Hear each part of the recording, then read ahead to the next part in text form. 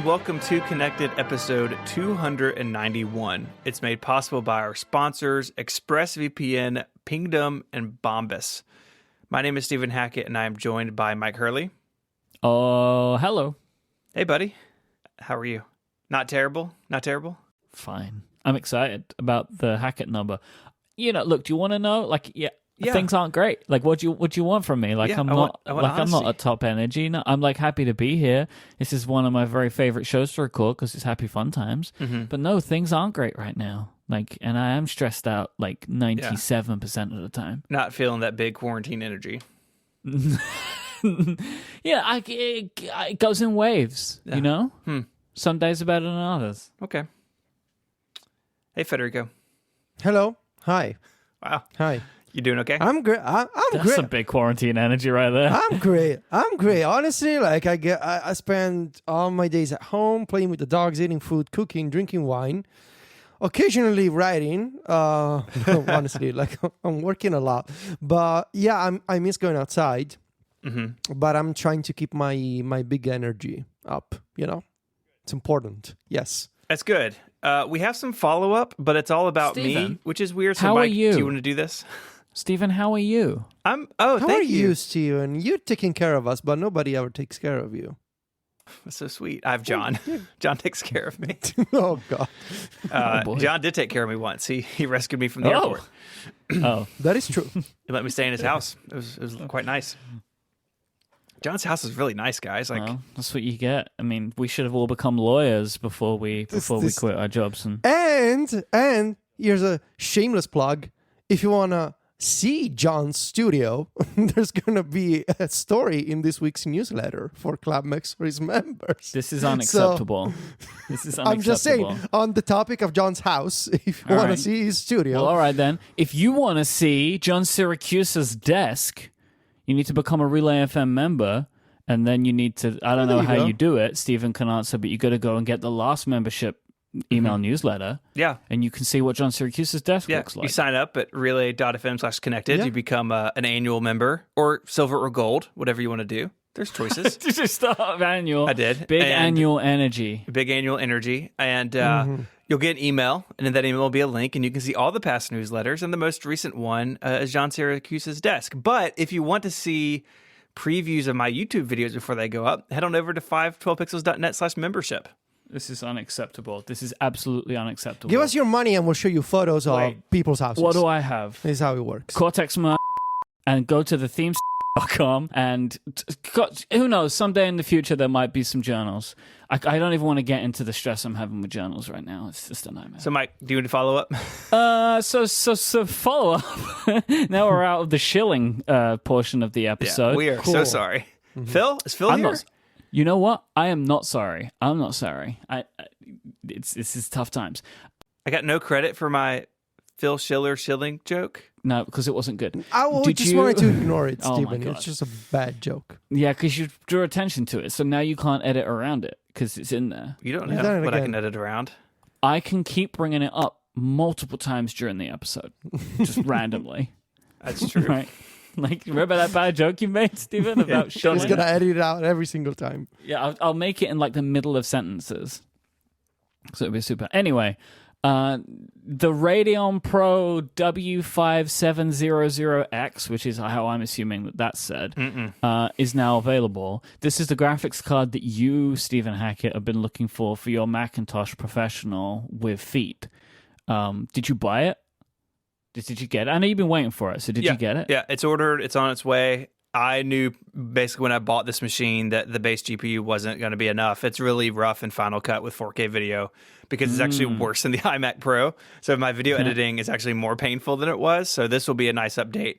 And it's way less expensive than the Vega. So yeah, I'm excited. You should have kept your internet Macintosh Professional with stand rather than moving to your Macintosh Professional with feet. And on that, you didn't buy the wheels, did you? No. I did not. No, we had a conversation afterwards where we all agreed that Stephen buying the wheels was just ridiculous. Yeah. So he didn't buy the wheels. Even though me and Federico were willing to front the $150 each, it still seemed silly. Yeah. So yeah, I'm excited about the video card. I'm excited to see increased fluidity in Final Cut And yeah, I'm excited. I'm also excited about installing it because I get to unscrew things in my computer, and that's just the best. Is it? I guess it is, actually. It's pretty good. I've seen inside one of those Macintosh Professional with feet, and they are quite beautiful inside. They are.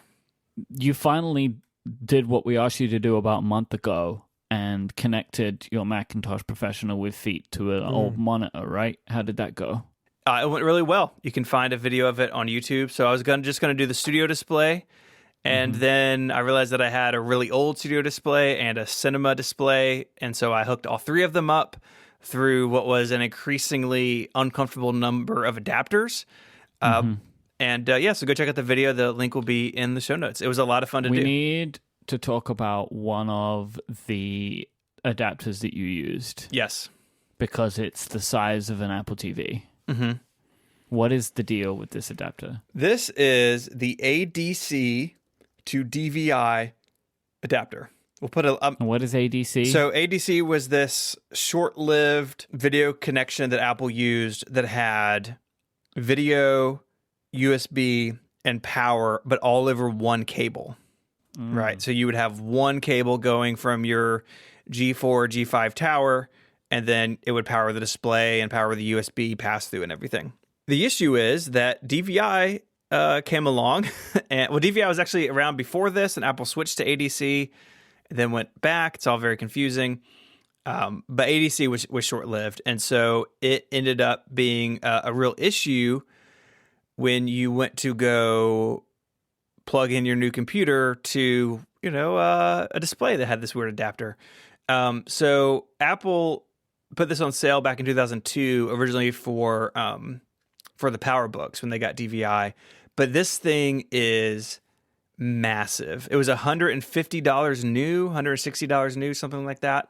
And it was it's about the size of, it's bigger than an Apple TV. It's kind of somewhere in between an Apple TV and like a old airport base station.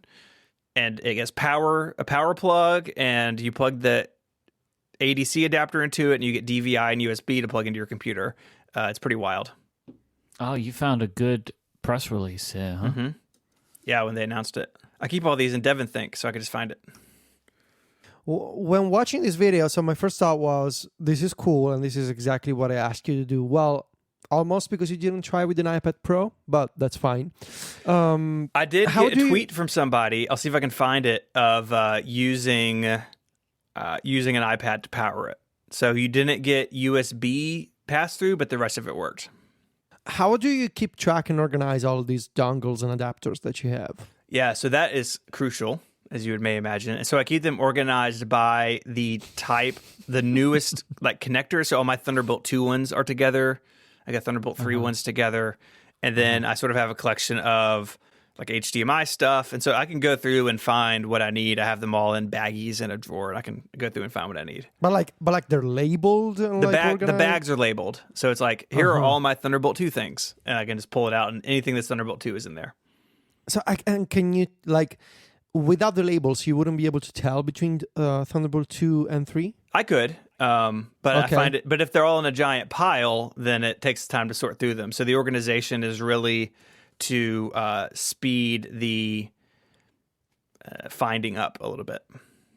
Interesting. Okay. Well, thanks for the video. I mean, it's always awesome when old tech, still working today, and you can use it. It speaks very much to my heart, to this kind of project. So it's very nicely done. Well, shout out to Thunderbolt 3 for being backwards compatible with everything, which is pretty cool. And on this weekend's Mac Power Users that's coming out a couple days after this show, I talked with David a good bit about the production of this video. I changed up a lot about how I did this, used a teleprompter for the first time. And so I'll talk to David on that MPU about that. So if you have questions about that, go check out that episode.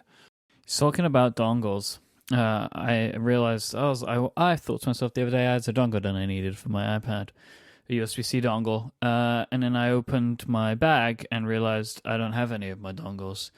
My dongles are all in my studio, which is locked up right now, and that was very upsetting. So basically the moral of the story is you can have a dongle bag, but don't leave it anywhere, because then you can't get it. So I don't have any dongles anymore. Oh man, the chat room wants me to do a video where I am blindfolded and I have to identify different dongles. I would love to see that video very much. I'm putting that in the list of video ideas. This show is just becoming like an endless source of video ideas for you now. It's absolutely great. Well, what it means is you're giving the people what they want, That's right. That's never a bad thing. Well, sometimes it's a bad thing, probably, but most of the time it's a good thing. All right, that's in my YouTube ideas list. Okay.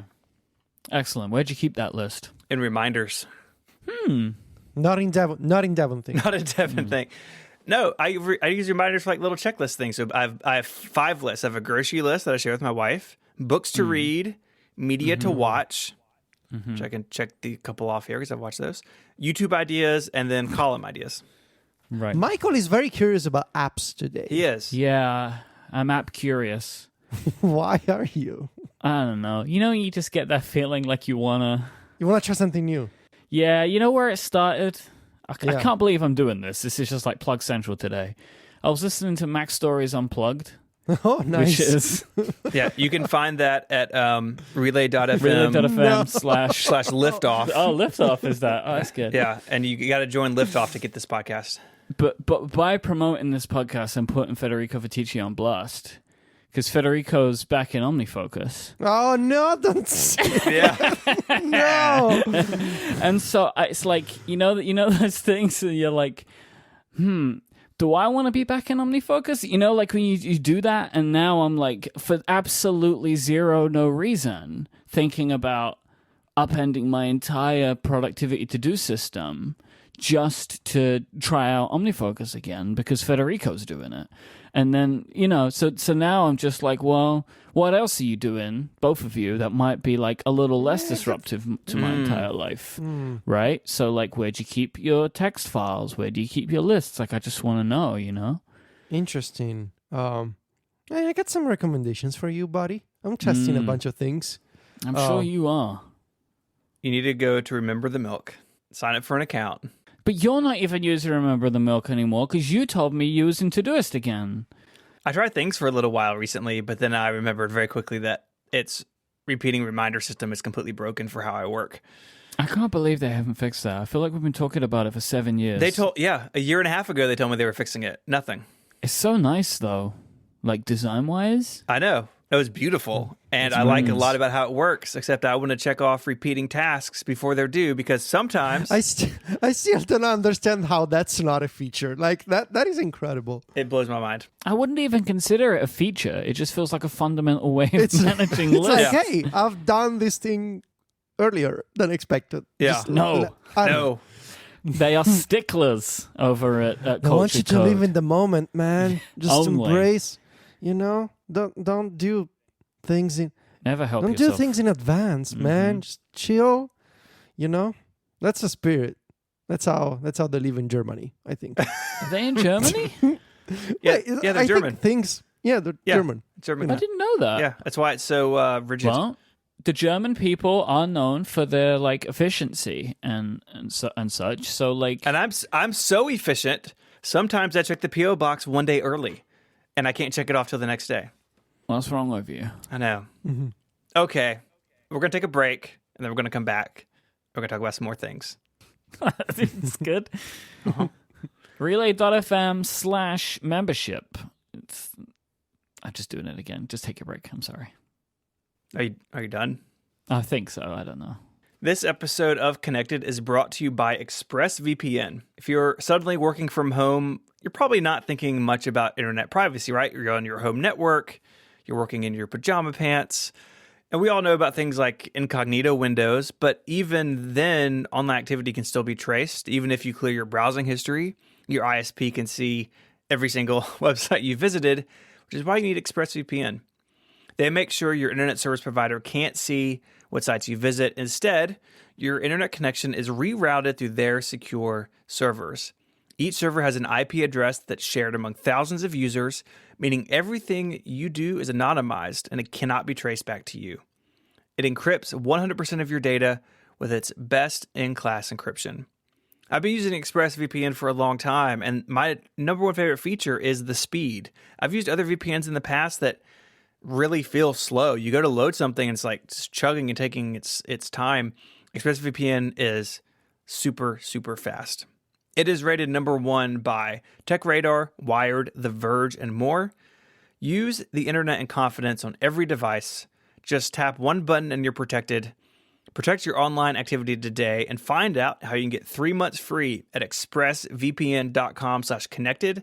That's expressvpn.com/connected for 3 months free with a 1-year package.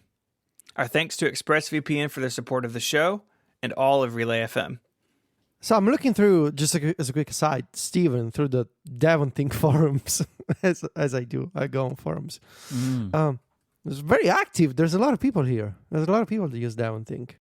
Mm-hmm. I think that there's probably a pretty good Venn diagram of forum user and DevonThink user, just in general, that like those things probably like intersect quite heavily. Probably. Yeah, I gotta look into this again because I used to use DevonThink years ago. It's really good if you got a bunch of data you need to sort through. Okay, all right.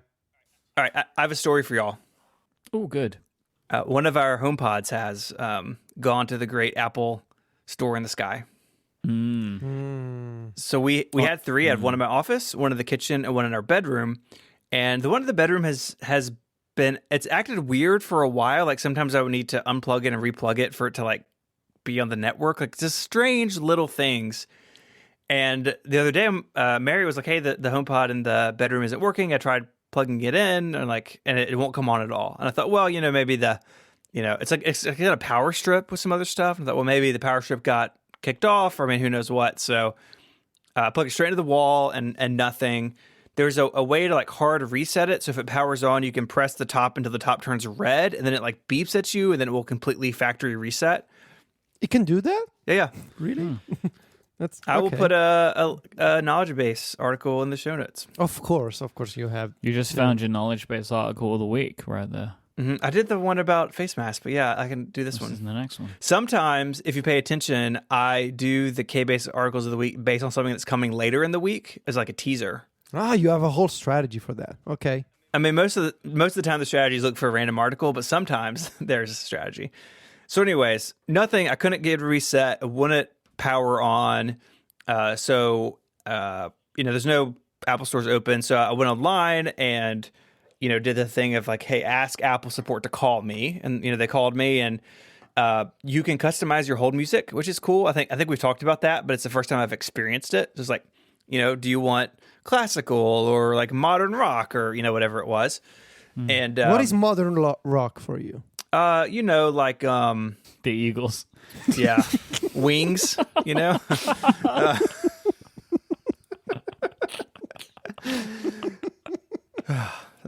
I'm sorry. Top hits from the 80s. Yeah.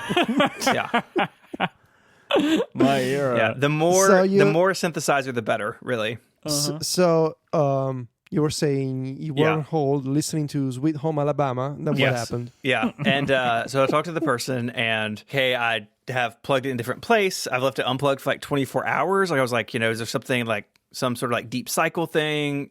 Tried to reset it. And the person was like, well, you've done everything I would walk you through. Turns out this HomePod is out of warranty. Do you know how much an out of warranty replacement is from Apple support for a HomePod? Just guess. I mean, it's in the document, but just like... Oh, is it? Don't look at the document. What? It is. I just looked at the document. You told me not to look at the document, and I couldn't help but look at it.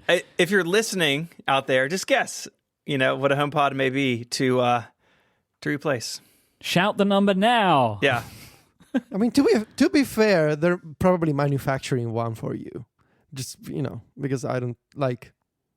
Are they even producing the HomePod? Like, this is still... I don't think they are. Okay, they're guessing in the chat room. Here we go. 200, 300, 300, 399. An out of warranty swap is $279. That is just I ridiculous. Went to Best Buy's website, and I thought, how much does Best Buy have the HomePod for sale right now? You can get an open box return for $249 from Best Buy. You can get a new one from Best Buy for $299. It's like, I told the guys, like, yeah, I'm not paying that. Like, no offense against you, but that's crazy. And no offense against you. You're talking directly to the HomePod development team right there, It's $299 new from Apple. How is an out of warranty placement, so that's just so upsetting. $20. Oh, great, thank you. So I was like, yeah, I'm gonna pass on that. He was like, yeah, good call. just being completely honest. So I'm down to 2 HomePods. I'm not replacing it right now because I think I want to see if there's a HomePod Mini, maybe, because just kind of see. So anyways, I have a non-functioning HomePod, and I don't know what to do with it. So I think I'm just going to put it on my shelf and make it part of the collection. No, you know what you got to do with it. Take it apart? You got to take it apart. You got to open it. You got to see what's inside. Yeah, okay. Open it. Open it and put it inside the cube. Put a computer in it. Do something. Put something in it. Put a computer in it. Put an iPod in it. Put a bird on it. Yeah, put an iPod in it. It's probably going to be a better music player. Try and put something in it. Pivot to that. Okay. All right, I'll figure out what to do with it.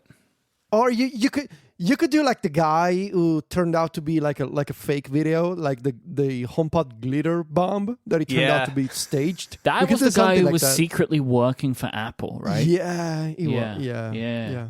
That was crazy. Wait, what? Mark Rober? It was. He was working for Apple in secret.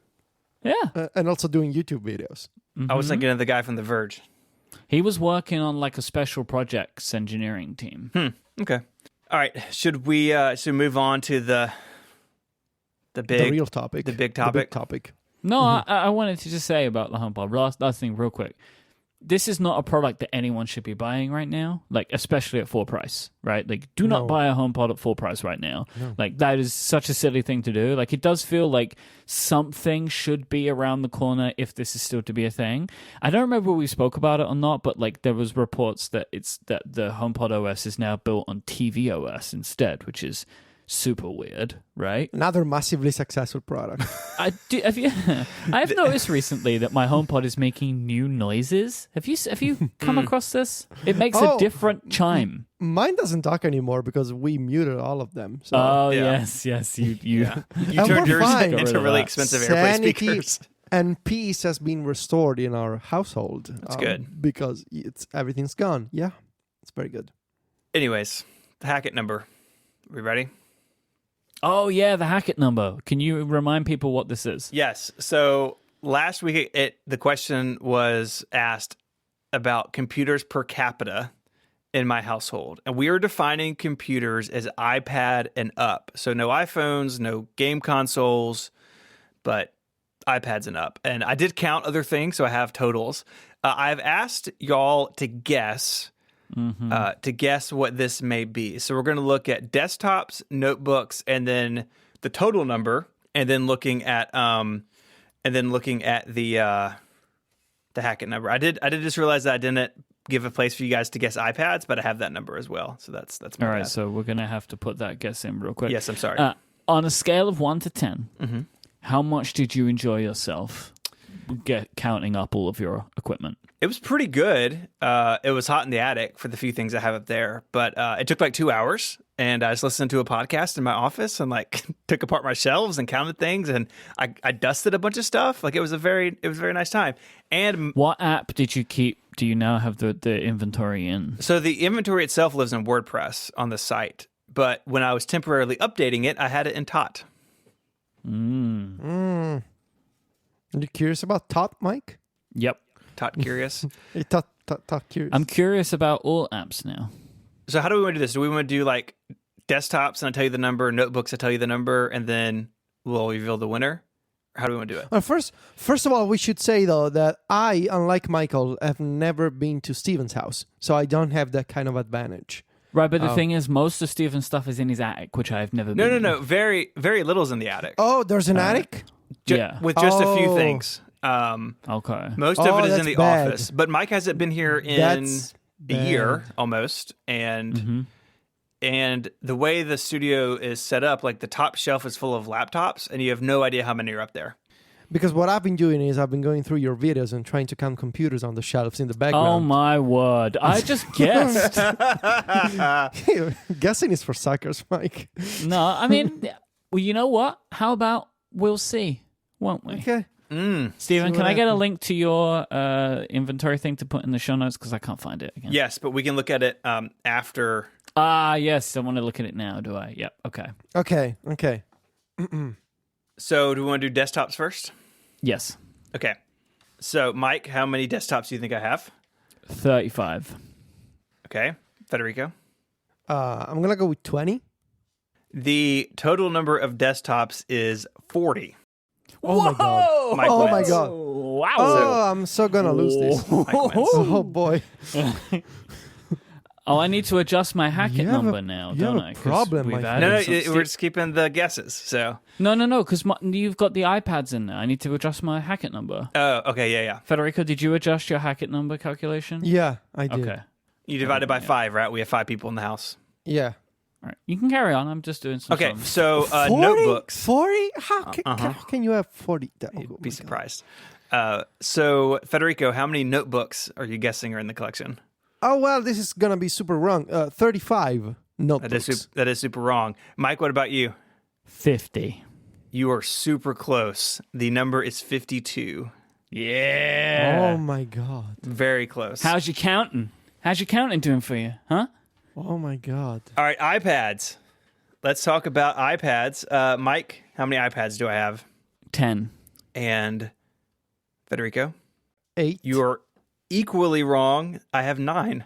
9 iPads. Okay. That's frustrating. So you split the middle. So that and I counted servers separately. There's 2 servers. We'll just add them to the desktop number. So that's 42 desktops. That brings the total to 100. I think 40 plus 52 plus 2 plus 9. Oh, I broke Alfred. It's not 100. It's 101, I think. No. I can't do math. 103. 103. 103. Wow. Oh my God. It's 40 more than I expected. You underestimated, Stephen. The Hackett number is 20.6. My Hackett number was 23.75. Mm-hmm. And Federico's, yours was 12.6, so I won big time. Because I thought he was a normal person. See, I never would have assumed such a thing. Yeah. Right? Like, yes, I have been there, but by being there, I've seen as much as you've seen by looking on videos. There are just stacks and stacks of laptops. Yeah. Like, that's the thing. The amount of laptops that I expected there would be is what made me bump up my numbers across everything. Mm-hmm. Like, I knew the laptop number would be like 50 or something like that, because there's, he has, how many MacBook Pros do you have? It's like just or like aluminium, like metal laptops. That's got to be like over 30. Yeah, it's pretty close probably. Because I got a lot of iBooks and, So power books that are plastic and stuff. That is wild, Stephen. So there are 20 computers per human being. Yeah. There are over 100 computers in Steven's house. We haven't even gotten try and think about to that. the 3 bonus rounds that we have for other various computing devices. You have over 100 computers for essentially you and your wife, because you have 3 kids. And your wife is likely only going to use a MacBook and an iPad? So you have 101 computers for yourself. You are a greedy person. You're like the Scrooge McDuck of computers. You just have a massive pool that you jump into and swim around. You could open up a school and furnish the school with computers. I mean, it would be very bad for most students. Yeah, most students it would be better than most Chromebooks, but still. Okay. Still. Oh, my God. All right, bonus rounds. We're not even done yet. Bonus rounds. We're not even done. How many Newton devices do I have? Now, this one, so we talk about like I don't even know. What's this number could be telling, because if me and Federico are very close, if you are significantly higher than this, then like the lengths of your problem have yet to be. It goes much deeper. Yeah. I guess 5 newtons. I guess 4. I have 4.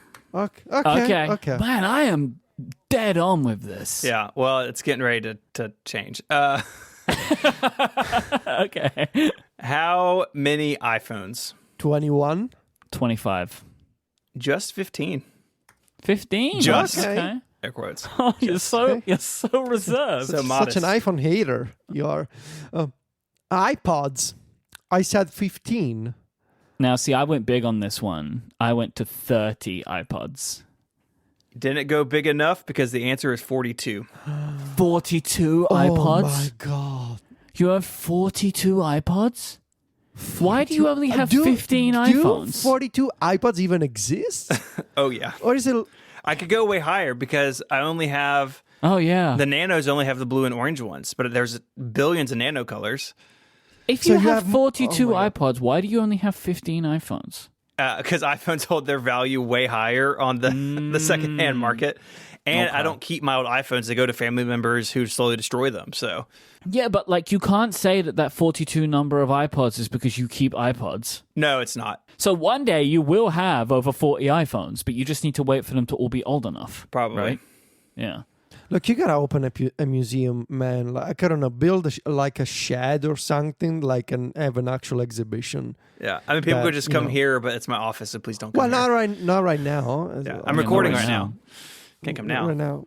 Well, also, like, it would have to be a super big museum because social distancing. It's true. You know? So, hold on. 103 computers plus 4 newtons. That's 107 plus 15. That's 122. Plus 42 iPods. That's 164. 164 items. And I didn't count, like, I think Apple TVs is like 4 or 5. I have some airport base stations. Like, I have other stuff, but as far as things that were counted. So, all right. Okay. So if we do include the number to have iPhones, iPods, and Newtons, which I think is I mean, we didn't include it in the standard Hackett number, but you could if you wanted to. That's 32.8. You gotta sit down with your kids and tell them, kids, one day you will own 32 computers each. Well, I mean, by the time he actually sits down to have that conversation, it's definitely going to be more, isn't it? But like, so if we do it the same as like Mary has 2, you have 162 devices. Just for yourself. Well, they're for the audience. No, they're not. Greedy, no, they're for yourself. They're for No, me. they're not. You know why I know they're not? Because you text us and said you found things you didn't know you had. That's true. So, you know, who's that? Who are those ones for? You, for the future. Mm-hmm. But for context, how long have you been collecting things? I got my Cube, which was like the first collection piece, probably like 8 or 9 years ago. But I only had, when I moved in this office, I probably had, I mean, maybe 25 or 30 items. It's really grown since I moved out here. So assuming you started 9 years ago, that would be an average of 18 items you buy each year.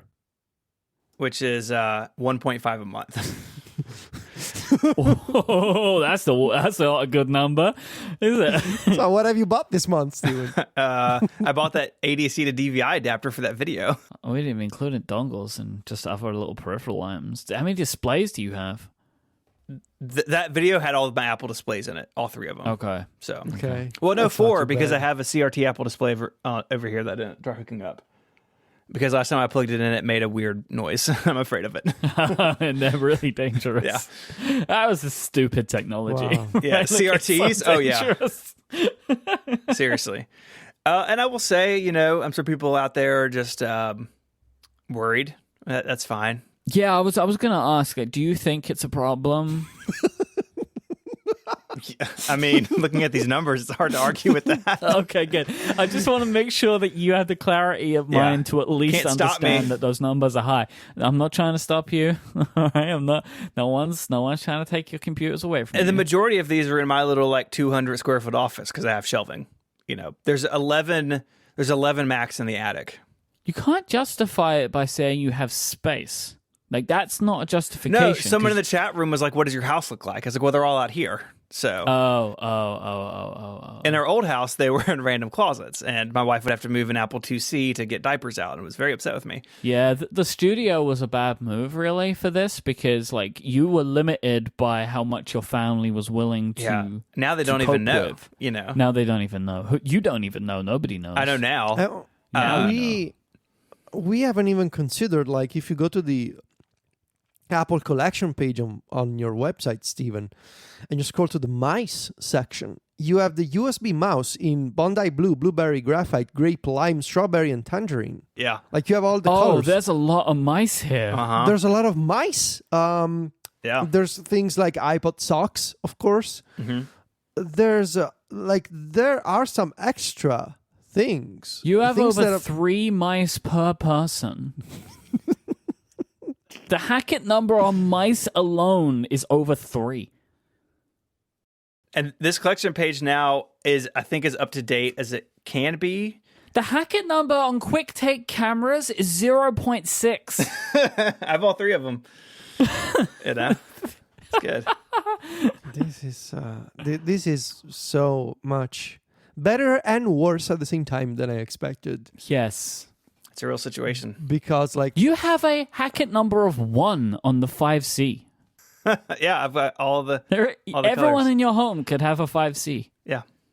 I want the blue one. I call it the blue one. No, I'm sure you'll get first pick. Don't worry.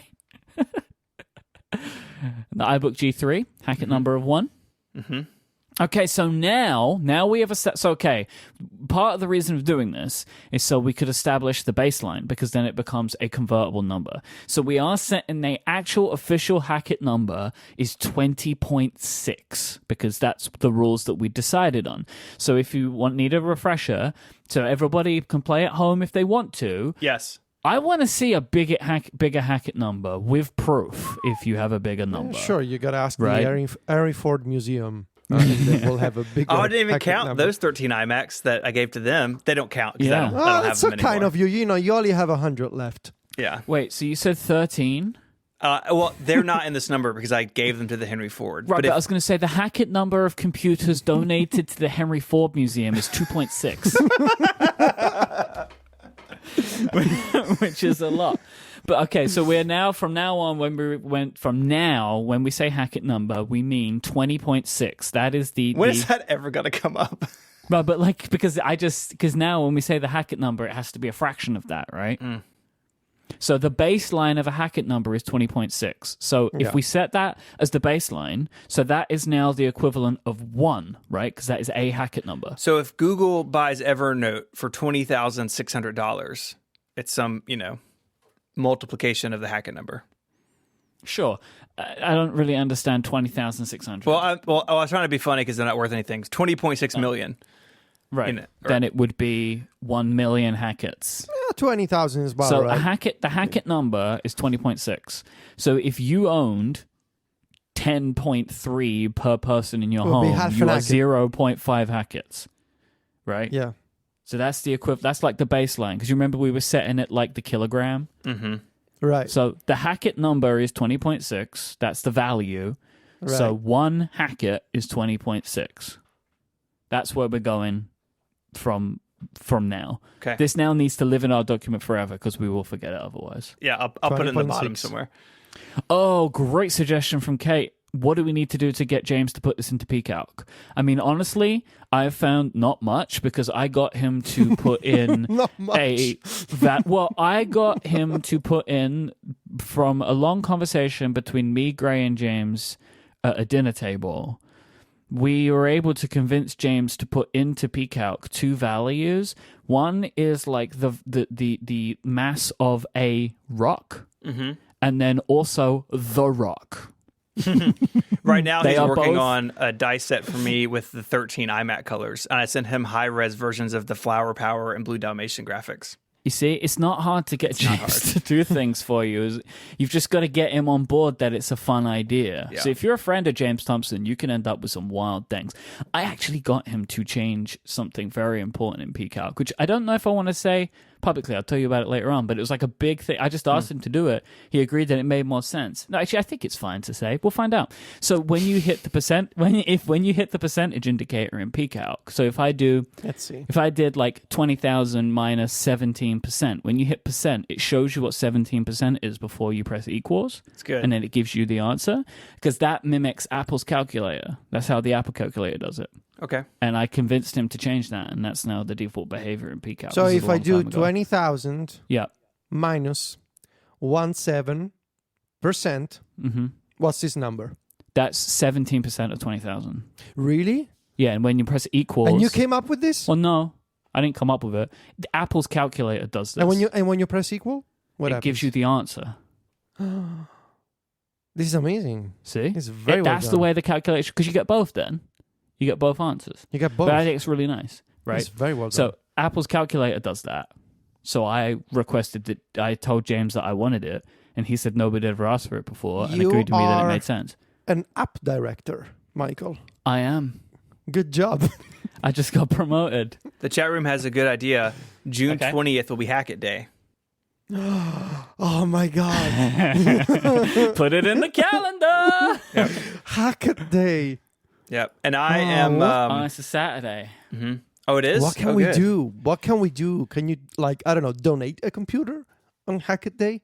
Each year, you donate a computer to a good cause. I thought you meant like to Stephen. Like everyone sends Stephen a computer. That is a good cause. Each year, you got a new computer on that day. And I'll say, too, a lot of these have come from people. Like right now, I have someone mailing me a MacBook Pro. Like people just email me wanting to know if I want something that they found that they were going to recycle otherwise. And I say no to a lot of that stuff, but I also say yes to some of it. So that is, a lot of these are donations, right? I'm not spending money every 3.5 weeks on something on eBay.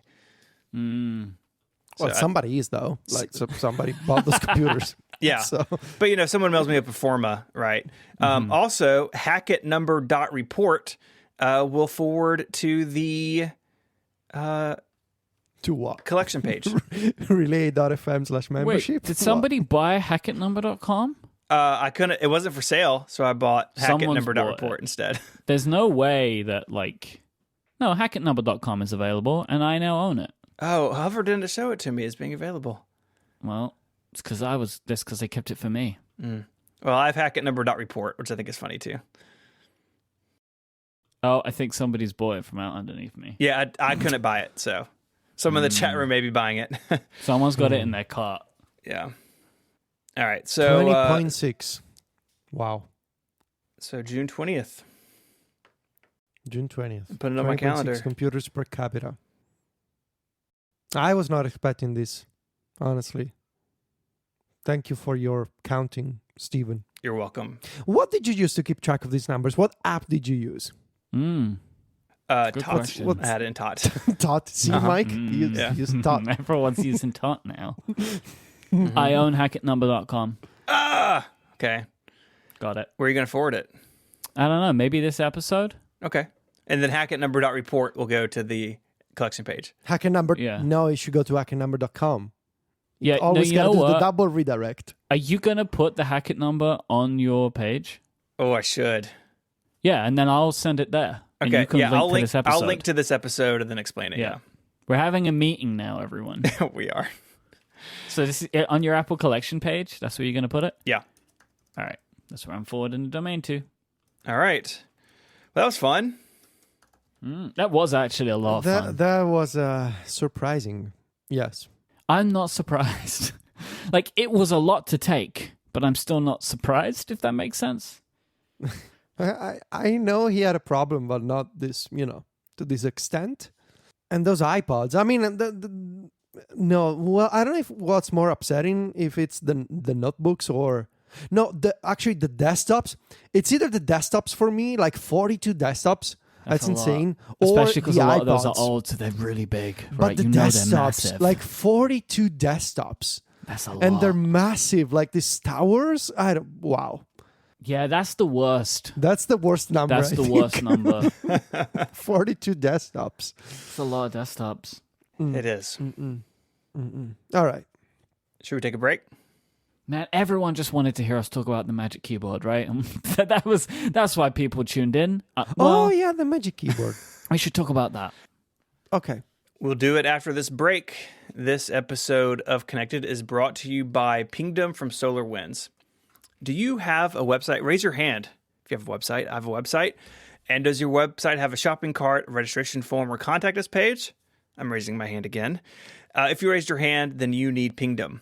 Nobody wants their critical website transactions to fail. That means a bad user experience for the people visiting your site, and it can mean lost business for you. But the good news is you can set up transaction monitoring with Pingdom. Transaction monitoring will alert your cart checkouts, forms, and login pages. And when they fail, you'll be alerted before they affect your customers. And those alerts come whichever way is best for you. So I get push notifications and a thing in Slack when Relay goes down. You can customize who's alerted as well, depending on the severity of the outage, which is really handy. Pingdom cares about the smoothest site experience possible being delivered to your visitors. And if disaster strikes, you'll be the first to know. It's super easy to get started. Just go to pingdom.com/relayfm right now for a 14-day free trial with no credit card required. And when you sign up, use the code CONNECTED at checkout to get a huge 30% off your first invoice. Our thanks to Pingdom from SolarWinds for the support of this show and Relay FM. All right, so the iPad Magic Keyboard. Federico has one. I have one. Stevens is on the way, yes. I believe. Yeah, it could be here as we record. So if it is, I'll disappear. But I don't have one yet. So I'm going to let you guys share your impressions. So I read Federico's wonderful article. You wrote a great article, Federico. Bravo on that one. Thank you. I figured we could maybe go through some of my notes that I've made are taken from observations of reading your article. Some are taken from my own use cases. I figure we'll just go through all of this as we go. And then, Stephen, I guess you can ask us questions in case you want to know anything you didn't know about. Okay. So I think maybe, funnily enough, the least exciting part of this whole product, or like the thing that is getting spoken about the least, is the thing that it's really supposed to do the most, and it's to be a very good keyboard, and it is a very good keyboard, and that's not really the exciting part of it. You know what I'm saying? It's like the keyboard is excellent, right? Like the actual keyboard itself. I find it to be better than most, or if any, laptop keyboard I've tried recently. And it doesn't feel like any concessions have been made for this keyboard. Like the way the keys feel themselves, they feel full size, they're nice and stable. It's great, right, Federico? It's just like a great keyboard. It's a very good keyboard. It's slightly. I've never used one of the new keyboards in the 16-inch MacBook Pro or the new MacBook Air. I have an old external Magic Keyboard, and I have, as a frame of reference, the Sylvia's old 13-inch MacBook Pro with the butterfly keyboard, and this is like so much better than the butterfly keyboard. It has a bit less travel than the old Magic Keyboard, but it's totally fine for me. I like typing on it. It feels nice. It feels great. It's quite stable. I honestly no complaints. Yeah, the backlight's really even. We both have the 12.9. I'm very curious to try out the 11 and see how that feels as a keyboard, because it's naturally going to be more cramped, right? Like it has to be, because on the 12.9 the keyboard runs all the way to the edges. So like I wonder what that feels like. But the 12.9 is very, very good. It's very, very good. One of the things that surprised me the most when I was watching all of the YouTube videos that were coming out in advance, right? Because there were people that were receiving this thing before any reviewers could publish reviews, was that the level of adjustability seemed less than I expected it to be. And it is, like, even in using it. But I've found that at the same time, when I'm using the device itself, it's as much as I need it to be. Like, I thought it was going to go back further, but I haven't had a situation in using it over the last 24 hours, which admittedly is only 24 hours, where I feel like I've needed more adjustability from it. Right. Yeah, I think we mentioned that we basically knew that it was not going to fold all the way into the back of the iPad, and judging from like the comments that I've seen and the discussion that I've seen on Twitter and Reddit, I think a lot of people were actually expecting the opposite. Like they thought that they would be able to fold and to have like a 180-degree folding angle, basically, like to completely hide the keyboard in the back of the case and use the iPad in tablet mode, like in drawing mode for the pencil, or just if you wanted to use the software keyboard. As you can do with the Smart Keyboard Folio. And the Smart Folio, you can fold the entire thing in the back of the device, and that's not possible with the Smart Keyboard, with the Magic Keyboard. But I think, like we mentioned, like this is not gonna be possible, and like we talked about my kickstands. We said, you're not gonna be able to use the kickstands because this thing is not gonna fold.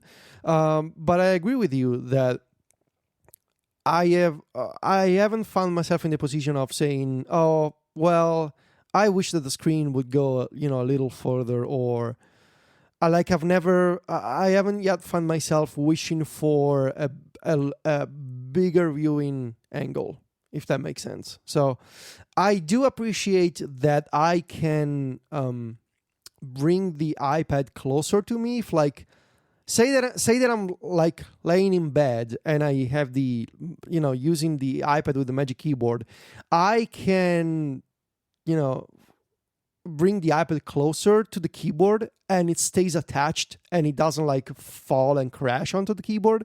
So, and that's because of the hinge, that it's relatively, it's a relatively stiff hinge. But I don't know, I've seen a lot of complaints about, the hinge is too stiff. It's like, or maybe, the keyboard is way too heavy. And I don't feel that way. I think the hinge, the stiffness of the hinge is like it's regular, like it's normal. Like it's exactly what I expected it to be. And the weight distribution is also like it made sense for me right away. I was not expecting this keyboard to be as lightweight as the Smart Keyboard. And I guess that we were all expecting this, but I'm very surprised, and maybe this is like my general reaction. I'm very surprised by other people's surprised reaction. Like, what were you thinking? That this was going to be super lightweight, despite the fact that it's an actual keyboard with backlit keys and a trackpad, and it needs to support a floating design? Not even the floating design means it needs to be heavy.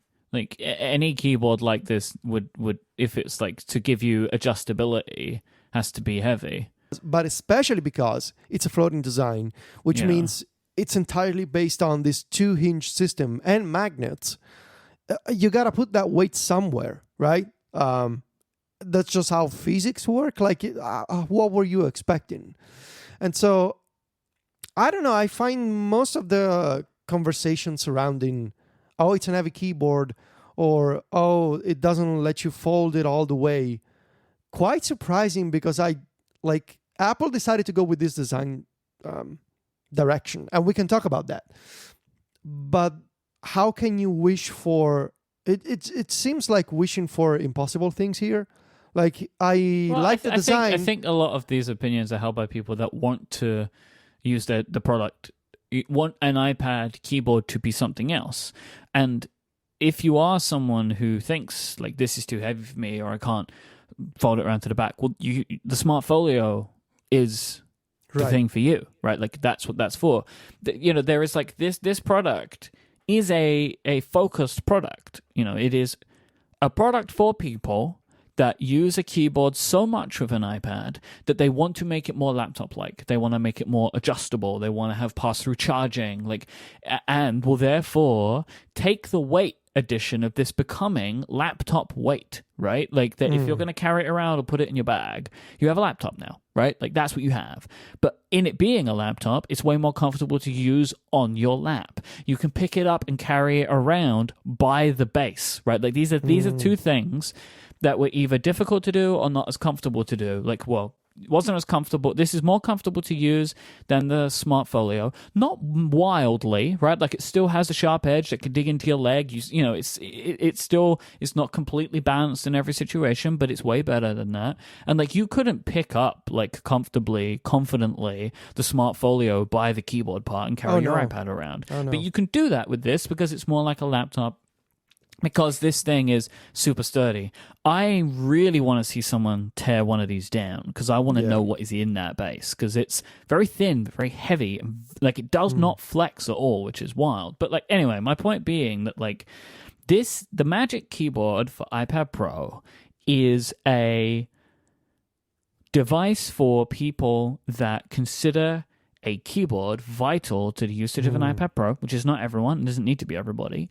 And for the type of person that uses it so much that they're willing to make some trade-offs, right? But, and like, but at the if same you are time, not that person, then there are other products available, which is great.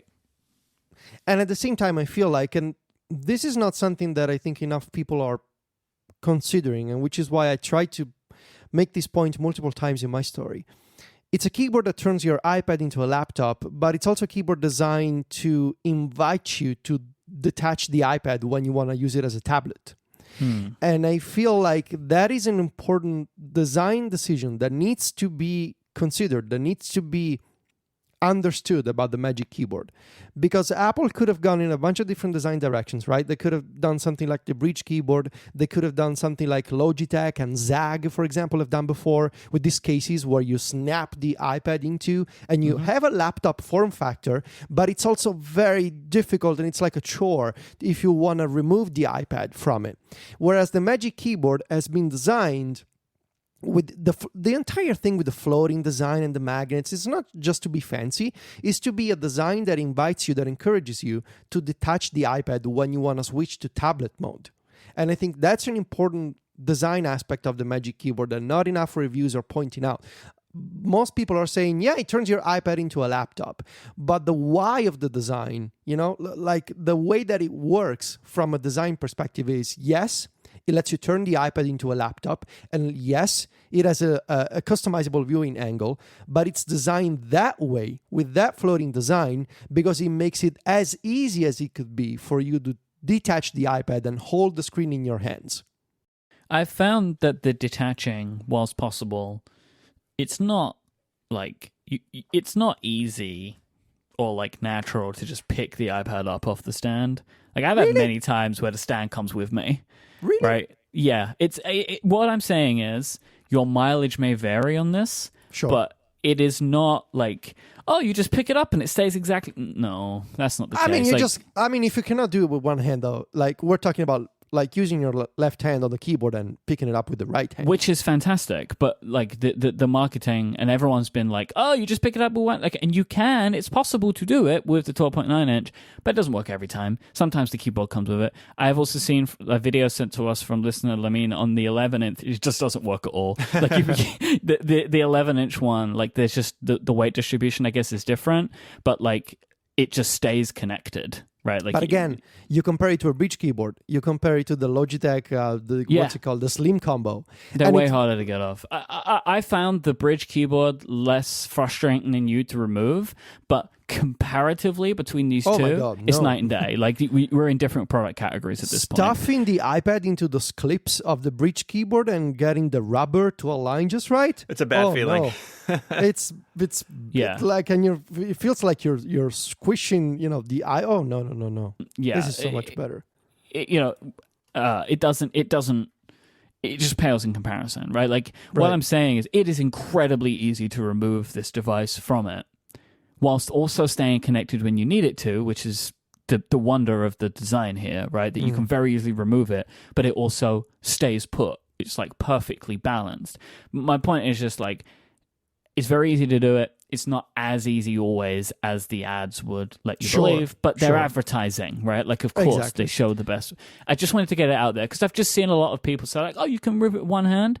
And I think it perpetuates this idea that it's like the keyboard always stays put, but it's not the way it works. Yeah. But also, it's also tricky to open, right? Like, it's not... In my mind, it wasn't going to be as difficult. I feel like we're having very different experiences here. Can you open it one hand only? No. That's what I mean.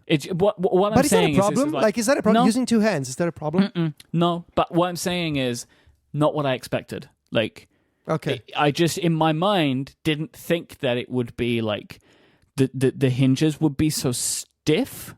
But I know they need to be. I want them to be. But it's, they're just, the reason I'm saying a lot of this stuff is I just want to set the realistic expectations for our listeners for some of this stuff, because there are things, this product, you have to accept physics to accept it, right? There are things that you imagine this thing you would want it to do, right? I would want infinite adjustability everywhere, right? But it can't do that, because then it would just fall to pieces all the time, right? I would love it to flip around to the back, but you can't do that, right? I would love to be able to open it up like I do a laptop, right? Just one hand, but that's not the case because the hinge needs to be stiff because the iPad's where all the weight is. And I only say all of these things so I get that out of the way, because I'm absolutely in love with this keyboard. It is unbelievably well designed.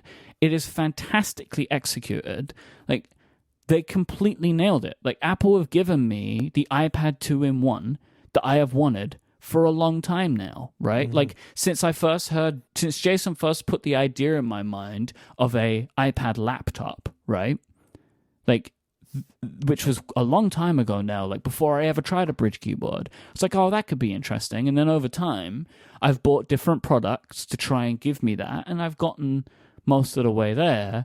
But this thing is it, right? It is it. The keyboard is fantastic.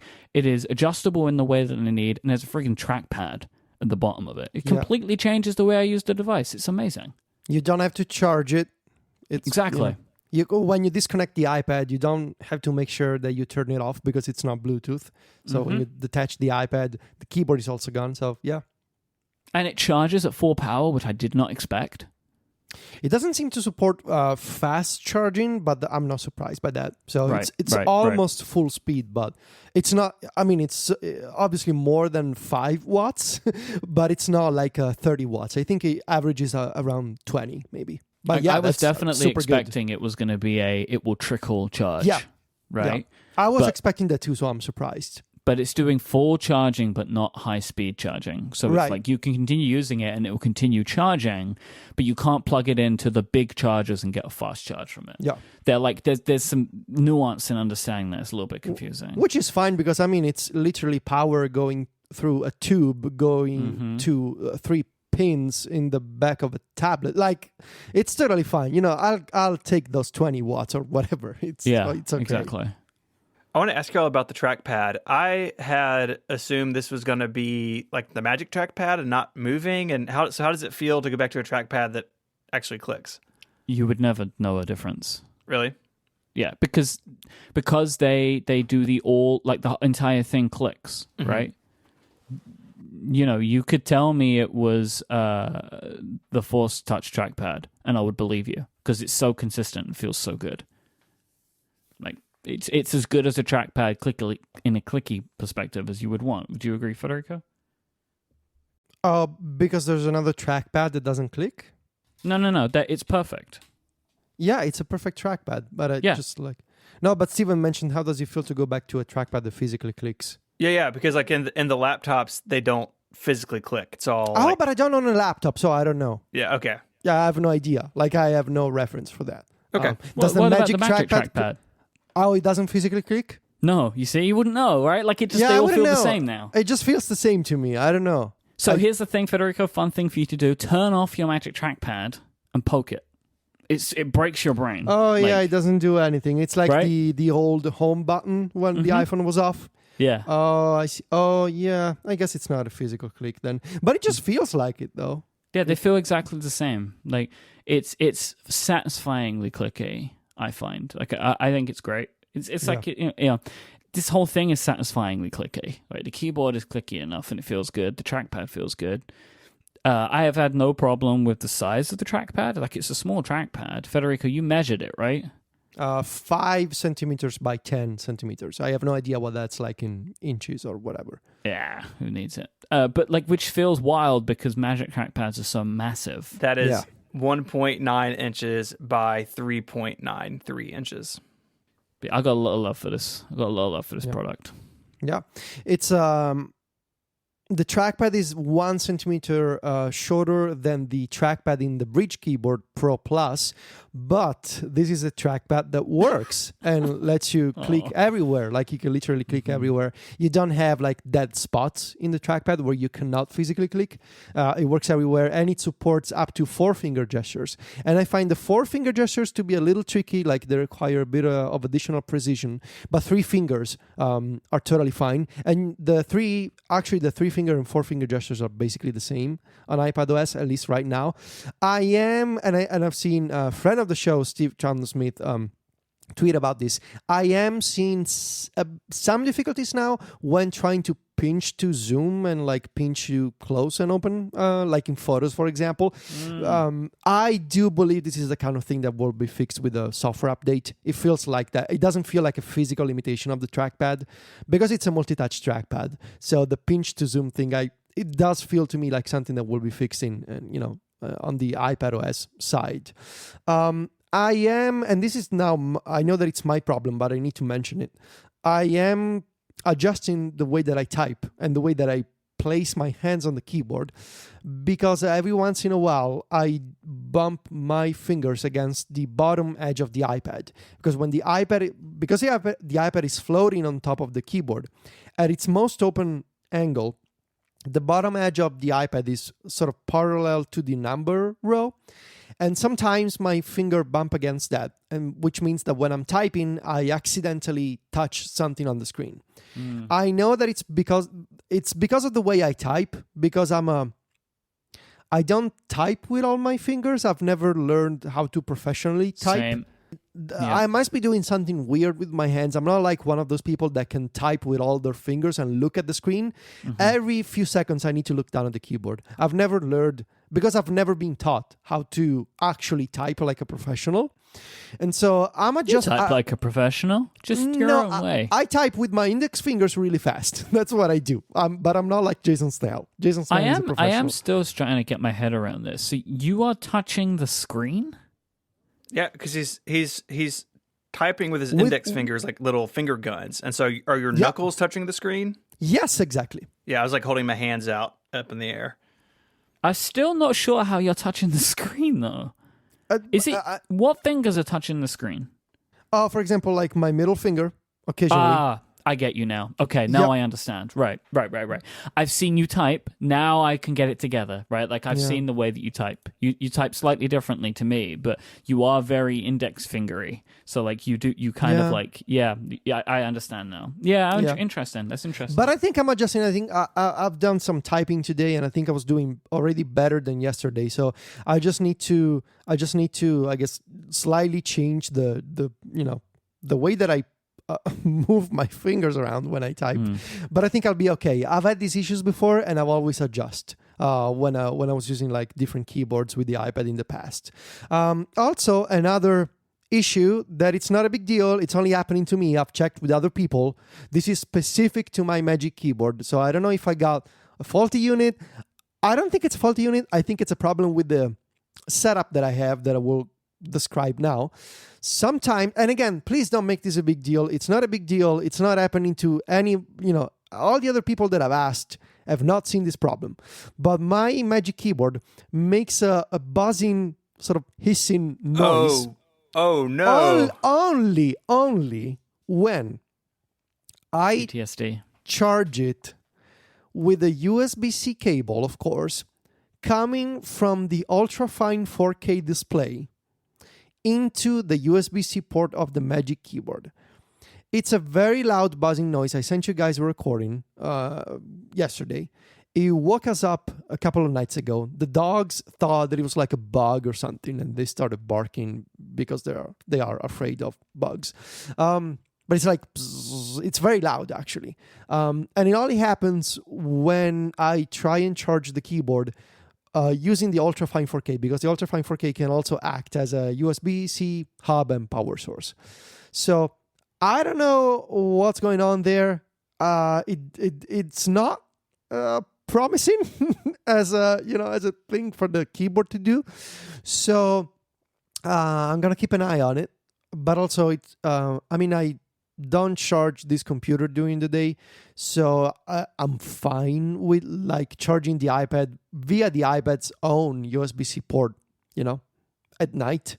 But I just thought I would mention this because maybe there's something going on, maybe not. Maybe this keyboard is going to explode, maybe not. I hope it doesn't, because I really like it. So yeah. But aside from that, I absolutely love this keyboard. It's, it's in the story. It's very easy to tell. I think it only takes you like 30 minutes or maybe an hour to say, okay, yeah, this is the real deal. They've done it again in terms of like redefining the iPad Pro experience by just giving you a new accessory. It's fascinating how much an accessory can change your perception and your usage of a device. And I know that there's more to the accessory, right? It's the combination of the accessory and iPadOS and 13.4. But still, it's quite remarkable how you buy a different piece and the main computer changes with that. It's, fascinating to me. Do you think this is going to really change how you work with the iPad day to day? I mean, you're using it as a desktop a lot of the time.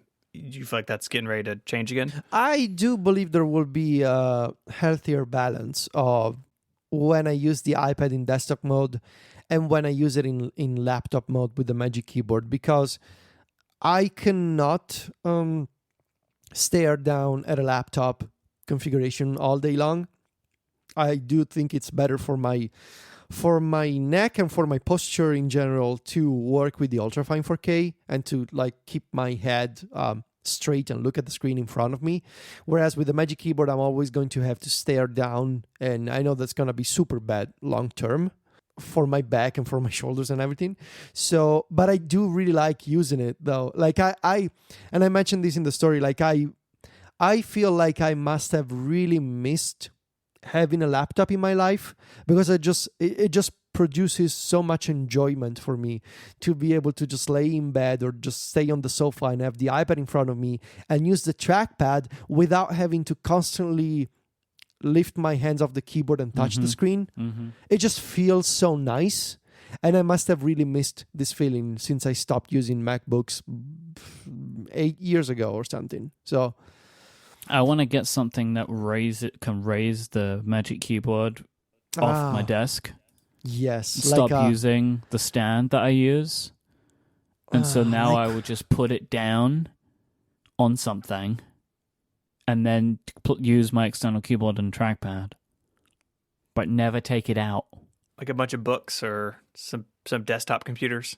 Or like one of those 12 South stands that they do for MacBooks. I mean, for when I can ever go back to my studio, like my desk has the laptop VESA arm, which will work perfectly fine for this. But for at home right now, because I don't want to. It's frustrating to like have to put it in the stand, take it out, put it back in, put it like. I would prefer to just set it down. Like Adina has we got her a new desk, and she has one of these laptop arms. She just puts her laptop on the laptop stand on the VESA arm. So I want something like that now for my desk where I do all of my kind of like typical desk work. And then that will be great. Then I have to take it out, put it back, take it out, put it back. Because this is nice and adjustable anyway. So it will work perfectly. I just need something to put it on to lift it off the desk a bit. The 12 South curve stand for MacBook and laptops looks very nice. I'll take a look. It looks like it's fairly big. Is it going to raise it high enough though? That's what I want to know. There's a diagram of somebody staring straight ahead. It's not massive, but it may be enough. I don't think that's high enough. Like my Viazon stand is high off the table. It's not as high as the Viazon. Yeah, see, I want something that can raise it high. But I'm sure there's something like this maybe by another company exists. Mm-hmm. It doesn't have to be iPad specific. I mean, as long it's basically a 13-inch laptop. Yeah, so I just need a laptop stand. Federico, can you talk about the media keys and the brightness issues, or what's going on there? There are no media keys on the Magic Keyboard, which is unfortunate. And I really think that in a future revision, Apple should figure out a way to have an additional row of function keys and media keys to control brightness and, music playback. Have a home button, basically. If I know that Myke wishes for a physical home button. That's the only one I care about. I don't care about media keys. I just want a home button. Like, personally, that's all I want. Are you gonna use it to go back home or to open multitasking and stuff? I got really used to having a physical home button on the Bridge keyboard. Okay. So I know I have the trackpad, but I very frequently would tap that home button after doing something on a keyboard, right? Send a message, go home, right? That's something I would do all the time. And it's just my hands are on the keyboard, and I know that I can do Command H to go home. I know that exists. I use it now. It's what I do. But it's just much nicer to have just a button in the place of the escape key, which is where it was. Considering there's no escape key, it was perfect. It's like the perfect placement for a button like that. I would like that. Apple has gone some way to allow you to remap modifiers. Just let me change the caps lock key to a home key. Just let me do that. That's what I want, and then I'll be happy. Because there are no media keys, if you want to change the brightness of the Magic Keyboard's keys manually, you have to go in settings. And it's quite the trip to settings because you got to do settings, general, keyboard, hardware keyboard. And there you will find a slider that lets you manually adjust the keyboard's brightness. Now, I've been totally fine with letting the keyboard adjust its own brightness automatically via the ambient sensor. I have not felt the need to manually slide this slider, but a lot of people are saying that it's annoying that they cannot do so quickly. So thanks to the help of Mac Stories readers, we figured out the path to take you directly to that page in settings. And in my story, I've included a simple 2-action shortcut that you can save as a widget, and you can tap from the iPad home screen even. And it takes you directly into the hardware keyboard page of settings. Directly from the widget, it doesn't even take you to shortcuts first. It jumps straight into settings, straight into the hardware keyboard page. So that's at least convenient if you're one of those people who want to manually change the keyboard's brightness. You can do that. Another complaint that I've seen is the lack of an escape key on the Magic Keyboard. And that is true. There's no escape key on this keyboard. Just like it wasn't on the Smart Keyboard Folio before. But a little known fact of iOS and iPadOS is that for years now, there has been a system-wide keyboard shortcut that replaces all functions of the escape key, which means closing photos, closing video players, dismissing any kind of preview screen or, menu. And that keyboard shortcut that, again, works everywhere in every single app because it's a system shortcut like Command-C to copy is Command period. So if you did not know period, this until yesterday, that replicates the functionality of the escape key everywhere on iPadOS. So that's been a shortcut on the Mac forever. Back in the classic Mac OS, you could do Command period to quit a file copy. I think in Logic it works to quit a bounce. So if you're exporting something and then realize you screwed up, it does. It's all over the Mac. So I guess it makes sense to be on the iPad, but an escape key would make just a billion times more sense. Would be nicer. Yeah, a lot nicer. Yeah. Thumbs up for the Magic Keyboard. So happy so far, right? It's so good. It's we so like good. I'm in love with it. It's like, as I said, I feel like I really wanted to just get out some things which I think are not magical, wonderful about it. Just to have them out there. But overall, this thing is absolutely awesome. It's so good. It's exactly what I wanted from a product and more. It's given me something. It's given me an experience that I've wanted for a long time. where I feel like I actually have a Apple-made 2-in-1, which is what I wanted. Oh, yeah, and speaking of which, because you've said a long time, I feel like we need to address this, because somebody on Reddit... Why are you doing this? So, if you start with somebody on Reddit, like, you know... So this person actually even replied to my reply, and they were actually kind of nice. But I feel like they were making a bigger point that it's worth addressing on the show.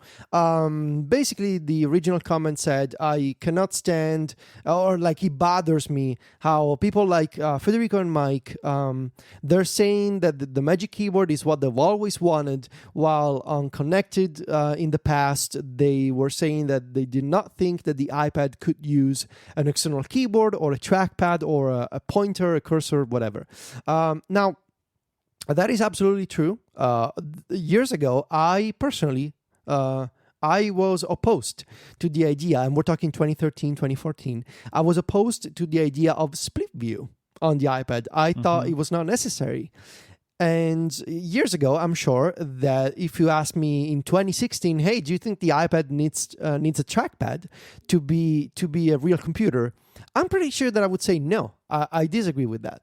I still think that if you know me, you know that I was working on the iPad 2 years ago. I was working on the iPad 6 months ago before the Magic Keyboard, before iPadOS. I don't think the iPad needs a trackpad or a pointer to be a computer. But it is also true that people's opinions change with time, and products, in this case Apple products, evolve, and new features are added, and the operating system changes. And the landscape around you changes, the ecosystem around you changes, and at some point it started making sense for the iPad. Once we had the iPad Pro, it made sense to have split view. And once we had these powerful apps with multi-window and drag and drop, it made sense to say, well, why not just also have a trackpad and have a pointer and have a keyboard?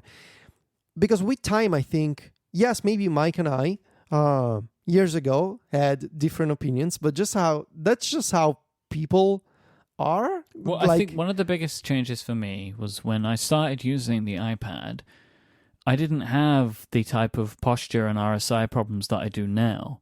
So now, for me to be able to use an iPad Pro as much as I want to, I need to be able to have things like it be elevated off the desk. I need to be able to not be reaching out and touching it all the time, right? Like, it started with the Apple Pencil for me. I'm sure you could go back far enough and find a time when I said that a stylus would be ridiculous on an iPad, right? Mm-hmm. But when things are introduced and they start to make more sense, you can see them. And sometimes we can make accurate predictions for our future and sometimes we don't. But the point that you're making, which is the ultimately most important one, which is always worth remembering, especially when thinking about and evaluating technology, is appreciating that people's opinions change over time. That's and healthy. If you can, it's a healthy thing. You should. If you do not change your opinions over time, not on everything, but on things, you need to think about that. Like, you have to be able to critically assess your own thinking and change it based on input from external sources. Like, that is a very important thing to be able to do, or to even be able to actually understand other people's point of views. Like, these are important traits that you need to be able to develop as a human being. So yes, I am sure there has been a time where I've said, put a mouse on this thing, and it was ridiculous, right? Like, it was in the essence of, like, so like TJ's brought it up in the chat room. Like, you go back far enough into like Cortex, and I wasn't using an iPad at all, right? And thought it was just silly. I remember that. You know, like, because I have been in and out of using iPads over time, and it wasn't until the iPad Pro where I was like, that's it, right? Got it. Yeah. And then you'll hear times where, like, Gray, right? Everybody knows Gray. Like, you had a million iPads. He just stopped using iPads for a while completely, and now uses them again. Like, you know, like, people change depending on their situations. You know. I guess what bothered me in that original comment, and again, the person later replied and said, yeah, it was my bad for the way that I wrote that comment, is that they said, oh, Federico, I don't like how he's concluding his Magic Keyboard article saying this is the keyboard I've always wanted. And I didn't actually write I've always wanted. in my story. I wrote, I've been waiting for. But you can never win against people's interpretations of what you say as opposed to what you say.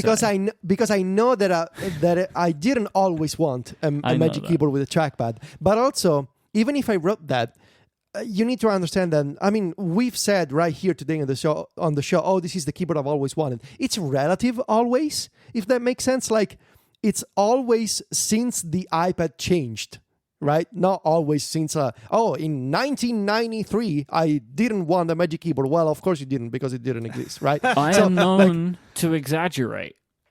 I am a hyperbolic person, right? Like, I exaggerate a lot. So I will say things like, I've always wanted this, where this always has been 3 years. Exactly. That's what I mean. It's always relative to the point where you changed your opinion and you changed as a person, since you put yourself in the position to always want something. So from that point on, that's a clarification for the record. Sometime, someday so we're in 2020, maybe in 2026, somebody will say, oh, in 2020, Federico said he wanted the Magic Keyboard, and now, yes, people change, opinions change. That's just how the world turns on and on. But yes, we do like the Magic Keyboard now. It's a very good keyboard. Very good keyboard. I'm really looking forward to mine showing up. So maybe I can provide some additional thoughts next week. All right, this episode of Connected is also brought to you by Bombas. Bombas is, quite frankly, the company that makes the best socks I've ever had. I'm wearing some right now, and it's much more than about being cozy, right? That's important, but Bombas gives back to vulnerable members of our community, because every pair of socks that are purchased, Bombas donates a pair to someone in need. And thanks to the generosity of their customers, they have donated over 34 million pair of socks and counting through their nationwide network of more than 3,000 giving partners. That's incredible.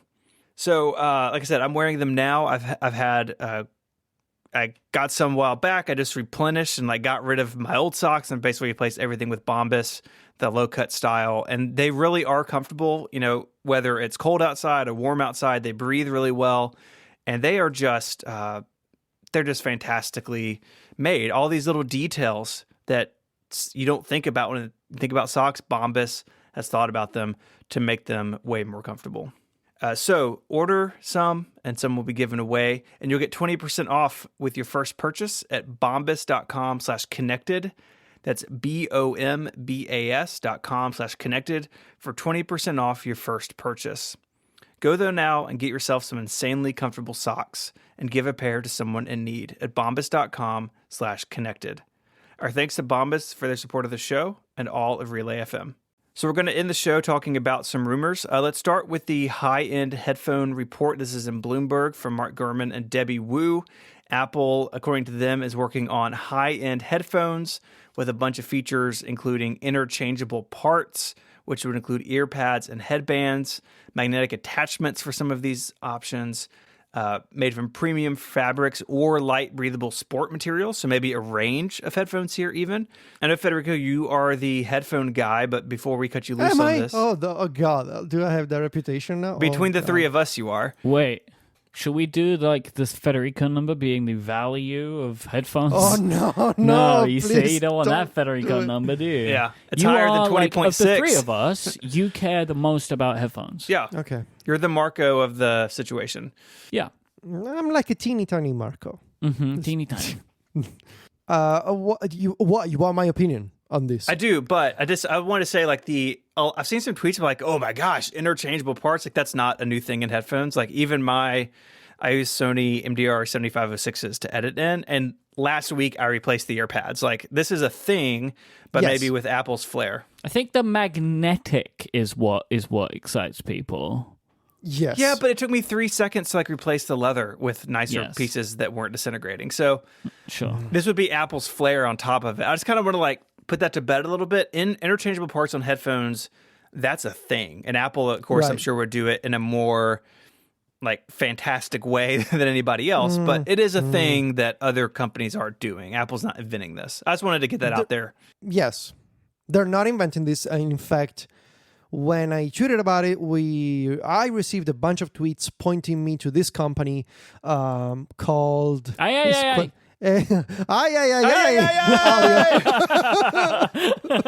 It's called AI audio. AI audio. They do modular headphones. So this is actually quite awesome. And I came this close to making an order for a custom setup. I was not familiar with this company.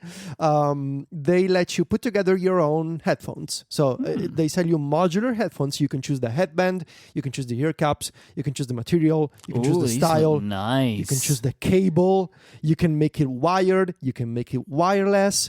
In fact, they have this like wild technology that is the wireless headband. So the chip is actually in the headband itself.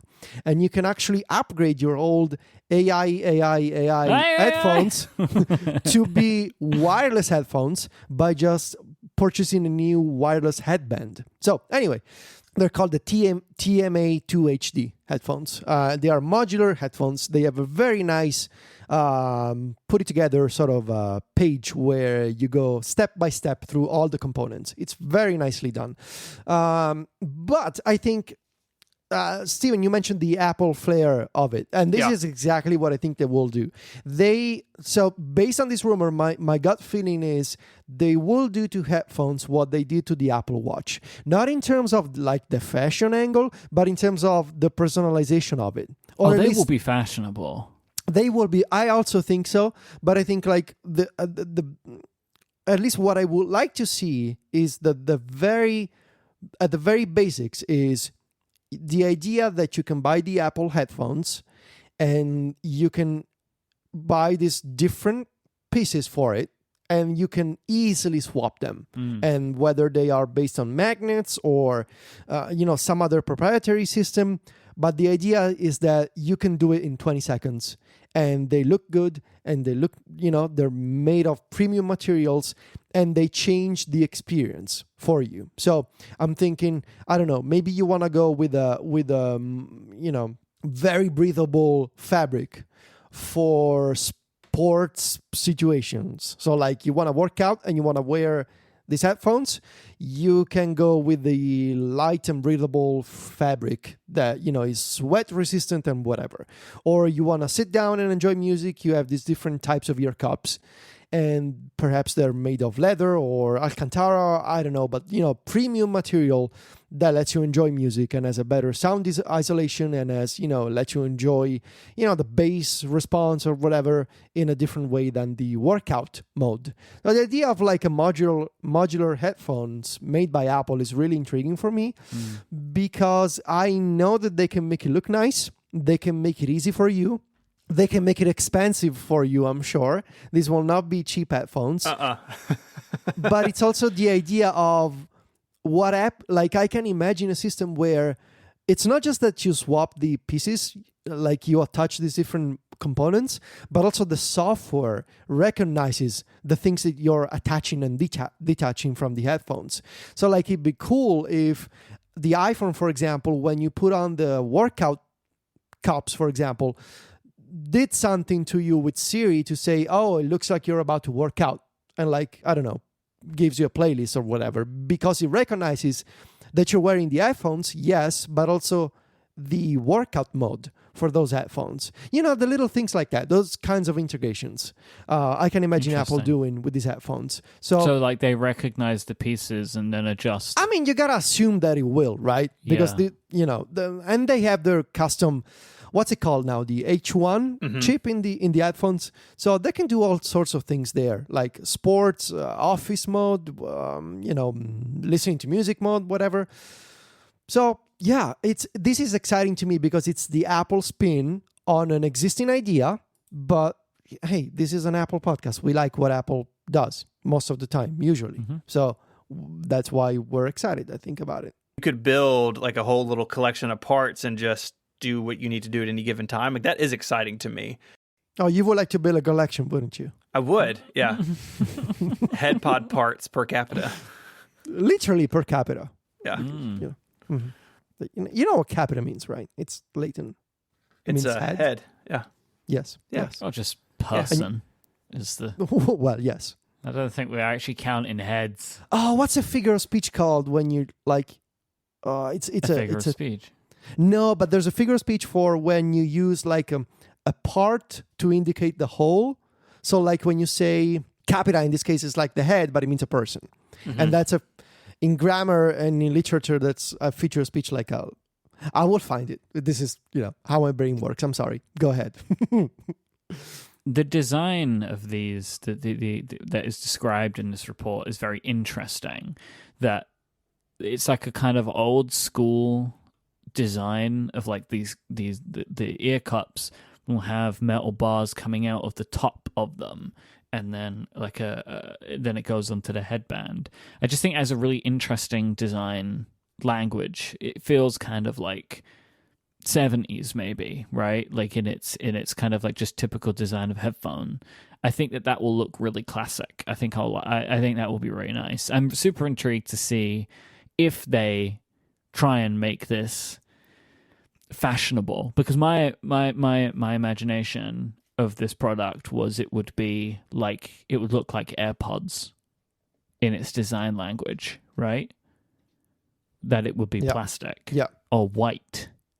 The figure of speech is called the synecdoche. Like the movie. Sure. Yes.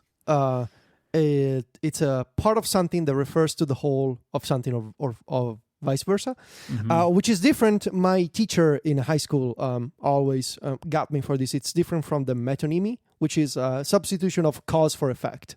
So anyway. All right, then. Yeah. Glad we got that squared away. Me too. Yes. Thank you. There's a couple of synecdoche people in the chat. So thank you. I see you. Synecdoche heads. I appreciate you. Is what I'm saying. Well, really, if we only have one, then the whole chat room is that way. Think about it. So anyway, Myke was saying the design language of the AirPods, and I agree with that. I think those will be, honestly, they will call it the AirPods Pro. No, the AirPods Pro, they cannot call them that, right? Because we do have AirPods Pro now. AirPods Studio? AirPods Studio is what I'm going with. Studio, yeah. I wondered if they would want to walk on the Beats branding. It's possible, right? I don't think they would. I don't know. But then again, there's only so many words, right? Yeah. I don't think Max. I've had people... Because we brought this up a little bit on Upgrade too, and people have been tweeting at me and saying like AirPods Max. I don't think that doesn't sound right to me. Although you can go back and listen, and we said, iPhone 11 Pro Max doesn't quite sound right. It doesn't really roll off the tongue. And I still stand by that opinion. It's not a good name. Look at how things went, though. Mm-hmm. So maybe they will just be AirPods Pro Max. Maybe it's that. You know it's going to happen. AirPods Pro Max. So I am very excited. And now that we just talked about it again, I am once again on the III website looking at the TMA2 Boulder page. This is like when I bought the Bridge Pro Plus. This is what you're doing to yourself, right? You're buying a thing that Apple's gonna make. No, I will not buy. Yeah, I gotta be responsible. There's a pandemic going on. Gotta save money. I did cancel my Bridge order, by the way. Yeah, you did. I did do it. I at this point, it would have never been used. Even if there was no problem with their product, like I wasn't going to use it past the Magic Keyboard coming out. I feel bad for them. Yeah. I figured they'll be okay. Like Bridge, eventually. Bridge have had problematic products in the past. Do you remember when their original one wasn't working very well? Like they just didn't work. Yeah, and they got through it. They made a better product. Like I have complete faith that they will be able to produce a second iteration of the Pro or whatever they're calling it. What do they call it? Pro Plus. I hope so. Where the trackpad will be more effective, provided that Apple actually allow for external trackpads. I hope so. Apple needs the competition. Competition is good. So yes, because it's cheaper and a different form factor. And I think some people will prefer straight up make this a laptop, right? I think some people will really like that still more than the Magic Keyboard, which is like, it's kind of like a laptop, but different, you know? Yeah. Aye. Go. Audio, I think, is the site, right? Yes.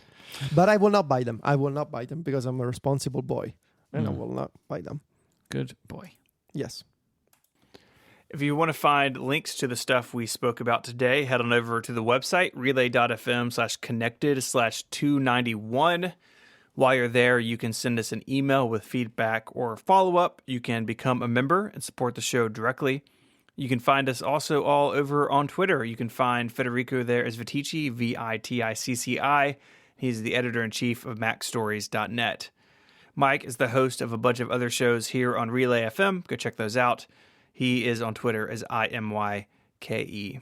You can find me on Twitter as ISMH and my work at 512pixels.net. I'd like to thank our sponsors this week, ExpressVPN, Pingdom, and Bombas. And until next time, gentlemen, say goodbye. Arrivederci. Cheerio. Adios.